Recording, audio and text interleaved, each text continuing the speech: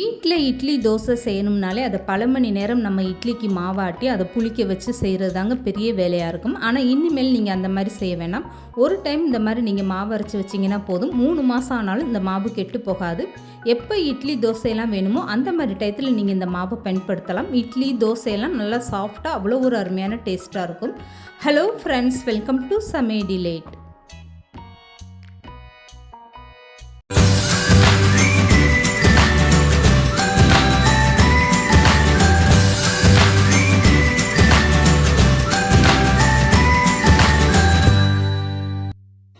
இப்போ இந்த இட்லி மாவு தயார் பண்ணுறதுக்காக காப்படி உலக்கில் 2 உலக்கு அளவுக்கு நான் ரேஷன் புழுங்கல் அரிசி எடுத்திருக்கேன். நீங்கள் இட்லி அரிசி கூட எடுத்துக்கோங்க.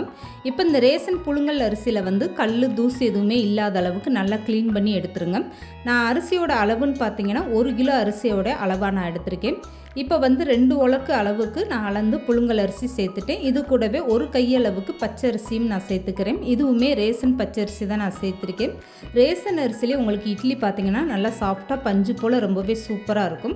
இப்போ இந்த புழுங்கல் அரிசியை நல்லா 3லேருந்து 4 டைம் நல்லா கழுவி எடுத்துக்கோங்க. ரேஷன் அரிசின்றனால உங்களுக்கு வாசனை எதுவும் இல்லாத அளவுக்கு நல்லா கழுவி எடுத்துக்கோங்க. இப்போ இந்த இட்லி மாவுக்கு உளுந்தோட அளவு அளந்து எடுத்துக்கலாம். இதுக்காக நான் 100 கிராம் உலக்கில் 2.5 உலக்கு உளுந்து அளந்து எடுத்திருக்கேன். 1 காப்படி உலக்குக்கு 1.25 அளவுக்கு உளுந்து அளந்து எடுத்துக்கோங்க. இட்லி மாவுக்கு நீங்கள் உளுந்து தேர்ந்தெடுக்கும் போது நல்ல நயமான உளுந்தாக கேட்டு வாங்கிக்கோங்க. அப்போ தான் உங்களுக்கு இட்லி நல்லா சாஃப்டாக இருக்கும். இப்போ இந்த உளுந்தையுமே 2-3 டைம் தண்ணி சேர்த்து நல்லா கழுவி எடுத்துடலாம். இப்போ பாருங்கள், நான் அரிசியை 5-6 டைம் நல்லா கழுவி எடுத்துட்டேன். இட்லிக்கு நீங்கள் ரேஷன் அரிசி பயன்படுத்தினீங்கன்னா அதை நல்ல பிசுபிசுப்பு தன்மை போகிற வரைக்கும் நல்லா கழுவி எடுத்துக்கோங்க. இப்போ உளுந்தையுமே நான் நல்லா கழுவி எடுத்துட்டேன். இப்போ நான் திரும்பவுமே மாவோட அளவு உங்களுக்கு கரெக்டாக சொல்கிறேன். இந்த உலக்கில் நான் 2 உலக்கு புழுங்கல் அரிசியும் 1 கை அளவுக்கு பச்சரிசியும் சேர்த்துருக்கேன். இது 1 கிலோ அரிசி கணக்கு. 1 கிலோ அரிசிக்கு பார்த்தீங்கன்னா உளுந்தோட அளவு இந்த சின்ன உலக்கில் நான் 2.5 உலக்கு அளவுக்கு சேர்த்துருக்கேன். இப்போ கழுவுன அரிசியை நீங்கள் ஒரு வெள்ளை துணியில் காய போட்டு இது ஈரமே இல்லாத அளவுக்கு நல்லா காய வச்சு எடுத்துக்கோங்க. கையில் தொட்டு பார்த்தீங்கன்னா கொஞ்சம் கூட ஈரம் இருக்கக்கூடாது. இதுக்கப்புறமா 3 ஸ்பூன் அளவுக்கு இதில் ஜவ்வரிசி சேர்த்துக்கோங்க. மாவு ஜவ்வரிசி இது சேர்க்கும் போது உங்களுக்கு இட்லி நல்லா பஞ்சு போல் வரும். இப்போ உளுந்தையுமே நான் நல்லா காய வச்சு எடுத்துட்டேன். உளுந்தை நீங்கள் கையில் தொட்டு பார்த்தீங்கன்னா இந்த அளவுக்கு கொஞ்சம் கூட ஈரம் இல்லாத அளவுக்கு இருக்கணும். இப்போ இது கூடவே 1/2 ஸ்பூன் அளவுக்கு வெந்தயமும் சேர்த்துக்கோங்க. இதுக்கப்புறமா ஒரு பாத்திரம் வச்சுட்டு இந்த அரிசியை கொஞ்சம் கொஞ்சமாக சேர்த்துட்டு லேசாக வறுத்து எடுத்துக்கோங்க. அரிசி வறுக்கும்போது ஸ்டவ்வை நல்லா மீடியமாக வச்சுக்கோங்க. அரிசியோட கலர் மாறிடக்கூடாது. கொஞ்சம் நெஞ்சம் ஈரம் இருந்தாலுமே இந்த மாதிரி நீங்கள் அரிசியை வறுக்கும்போது அந்த ஈரத்தை நல்லா இழுத்துரும். அரிசி நீங்கள் அதிக நேரம் வச்சு வறுக்கக்கூடாது. கரெக்டாக ஒரு 3 நிமிஷம் வறுத்து எடுத்திங்கன்னா போதும். அரிசியை கையில் தொட்டு பார்த்தீங்கன்னா லேசாக சூடாக இருக்கணும். ஆனால் அரிசியோட கலர் மாறக்கூடாது. இந்த மாதிரி நீங்கள் எல்லா அரிசியுமே கொஞ்சம் கொஞ்சமாக சேர்த்து வறுத்து எடுத்துக்கோங்க. இந்த மாதிரி எல்லா அரிசியுமே நீங்கள் வறுத்துட்டு நல்லா ஆற வச்சுக்கோங்க.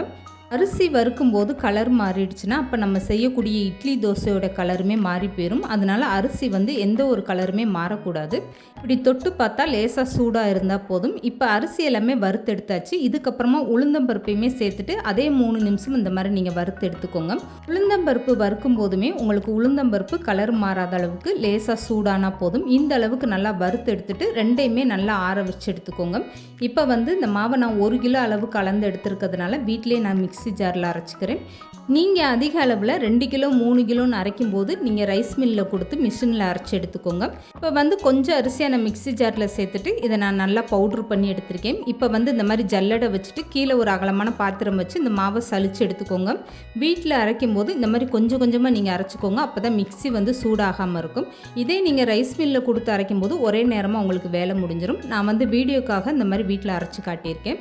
அரிசியை காய வச்சு அரைக்கிறதுனால உங்களுக்கு மிக்ஸி ஜாரில் அவ்வளோ ஈஸியாக அரைப்படாது. அதனால் இந்த மாதிரி கொஞ்சம் கொஞ்சமாக சேர்த்து அரைச்சி எடுத்துக்கோங்க.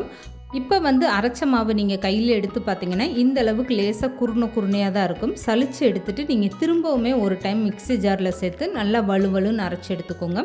இந்த அரிசி மட்டும் நீங்கள் 2 டைம் அரைக்கிற மாதிரி இருக்கும். இப்போ நான் கையில் எடுத்து காட்டுறேன் பாருங்கள், லேசாக ரவா பக்குவத்தில் இருக்குது.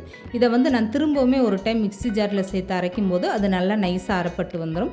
வீட்டில் நீங்கள் மாவு அரைக்கும் போது இந்த மாதிரி ஃபஸ்ட்டு எல்லா அரிசி மாவுமே நீங்கள் அரைச்சி எடுத்துக்கோங்க. அதுக்கப்புறமா நல்லா சலிச்சு எடுத்ததுக்கப்புறம் 2வது டைம் ஒரு டைம் நீங்கள் மிக்ஸி ஜாரில் சேர்த்து இதே மாதிரி நீங்கள் அரைச்சி எடுத்துக்கோங்க.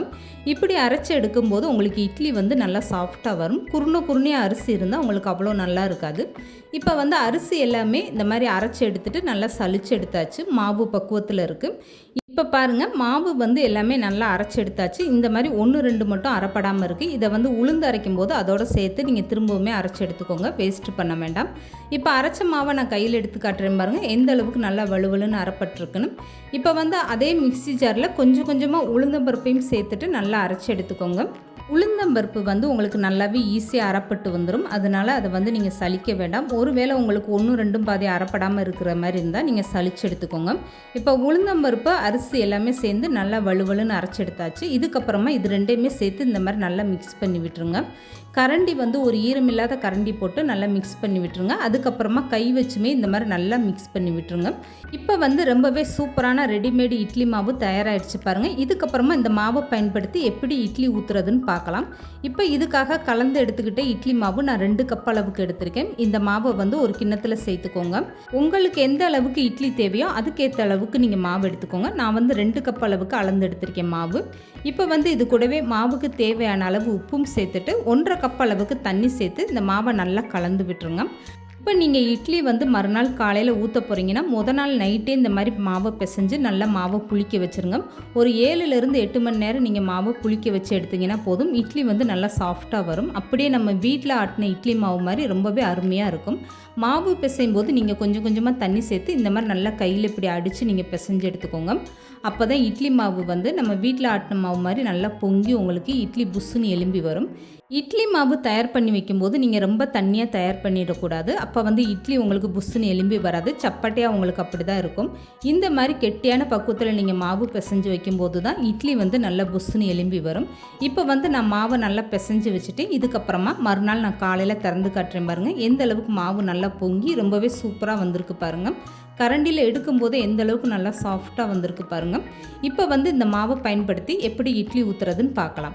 இப்போ கரண்டி வச்சு இந்த மாவை நல்லா ஒரு டைம் கலந்து எடுத்துக்கோங்க. இட்லி மாவு ரொம்ப கெட்டியாக இருந்தால் இந்த மாதிரி கொஞ்சமாக தண்ணி சேர்த்து ஒரு டைம் கலந்து எடுத்துக்கோங்க. அவ்வளோதாங்க. இப்போ வந்து ரொம்பவே சூப்பராக இட்லி மாவு தயாராகிடுச்சு. இந்த இட்லி மாவில் எப்படி இப்போ இட்லி சுட்டு எடுக்கிறதுன்னு பார்க்கலாம். இதுக்காக ஒரு இட்லி பாத்திரத்தில் தண்ணி சேர்த்துக்கோங்க. தண்ணி வந்து நல்லா சூடாகட்டும். இட்லி தட்டில் வந்து எண்ணெய் தடவி ஊற்றுறா இருந்தால் நீங்கள் அப்படியே எண்ணெய் தடவிட்டு இட்லி மாவு ஊற்றலாம். அப்படி இல்லைன்னா நீங்கள் துணியை விரிச்சிட்டு கூட இட்லி ஊற்றலாம். நான் வந்து இட்லி தட்டில் லேசாக எண்ணெய் தடவிருக்கேன். இப்போ வந்து இந்த அளவுக்கு இட்லி மாவை சேர்த்துட்டு இதை வந்து வேக வச்சுட்டு நான் எடுத்து காட்டுறேன் பாருங்கள். இந்த இட்லி மாவை பயன்படுத்தி நீங்கள் அப்படியே தோசையாகவும் சுட்டு எடுக்கலாம். தோசையுமே உங்களுக்கு பார்க்குறதுக்கு நல்லா மொறு மொறுன்னு செவந்து ரொம்பவே சூப்பராக வரும். இப்போ வந்து இட்லி நல்லாவே வெந்துருச்சு. இட்லி மாவை வந்து இந்த மாதிரி மூடி ஓப்பன் பண்ணிவிட்டு நீங்கள் இட்லி வெந்துருச்சான்னு இப்படி தொட்டு பாருங்கள். இப்போ வந்து இட்லி நல்லா சாஃப்டாக ரொம்பவே சூப்பராக வெந்து வந்துருச்சு. இந்த இட்லி அப்படியே வெளியில் எடுத்து வச்சுருங்க. எண்ணெய் தடவி இட்லி ஊற்றுனீங்கன்னா உடனே நீங்கள் இந்த மாதிரி ஸ்பூன் வச்சு எடுக்காதீங்க. ஒரு 2 நிமிஷம் அப்படியே நல்லா ஆற வச்சுட்டு அதுக்கப்புறமா நீங்கள் இட்லி எடுங்க. இப்போ பாருங்கள், கொஞ்சம் கூட தட்டில் ஒட்டாமல் இந்த இட்லி எந்த அளவுக்கு நல்லா சாஃப்டாக ரொம்பவே சூப்பராக வந்திருக்கு பாருங்கள். பிக்கும் போதே உங்களுக்கு அப்படியே பூ போல் ரொம்பவே அருமையாக வந்திருக்கு. இப்போ வந்து இந்த மாவை பயன்படுத்தி எப்படி தோசை சுட்டு எடுக்கிறதுன்னு பார்க்கலாம். இப்போ இதுக்காக ஒரு தோசைக்கல்லை வச்சுட்டு மாவில் கொஞ்சமாக நீங்கள் தண்ணி ஊற்றிக்கோங்க. தோசை மாவு பக்குவத்தில் கலந்துட்டு இதுக்கப்புறமா நீங்கள் வீட்டில் எப்படி நார்மலாக தோசை ஊற்றுவீங்களோ அது மாதிரியே நீங்கள் தோசை சுட்டு எடுத்துக்கோங்க. அவ்வளோதாங்க. தோசையுமே நல்லா செவந்து ரொம்பவே சூப்பராக இருக்கும். இந்த மாதிரி ரெடிமேடு இட்லி மாவு நீங்கள் வீட்டிலே தயார் பண்ணி வச்சிங்கன்னா போதுங்க. எப்போல்லாம் உங்களுக்கு இட்லி தோசை சாப்பிடணும்னு தோணுதோ நீங்கள் கொஞ்சமாக மாவு அளந்து எடுத்துகிட்டு ஃப்ரெஷ்ஷாக இந்த மாதிரி நீங்கள் இட்லி தோசை வீட்டிலே ரொம்ப சூப்பராக செய்யலாம். இந்த மாதிரி மாவு அரைச்சி வச்சிங்கன்னா காலையில் ஸ்கூலுக்கு வேலைக்குன்னு போகிறவங்களுக்கு வேலை ரொம்பவே ஈஸியாக முடிஞ்சு போயிடும். இந்த மாதிரி இட்லி மாவு நீங்கள் ஒரு டைம் அரைச்சி வச்சிங்கன்னா போதுங்க. கை வலிக்க கிரைண்டரை கழுவி நீங்கள் மாவாட்டெல்லாம் தேவையில்லை. இந்த வீடியோ பிடிச்சிருந்தா லைக் பண்ணுங்கள், ஷேர் பண்ணுங்கள். மறக்காமல் சமையல் டெய்லி சேனலை சப்ஸ்கிரைப் பண்ணுங்கள்.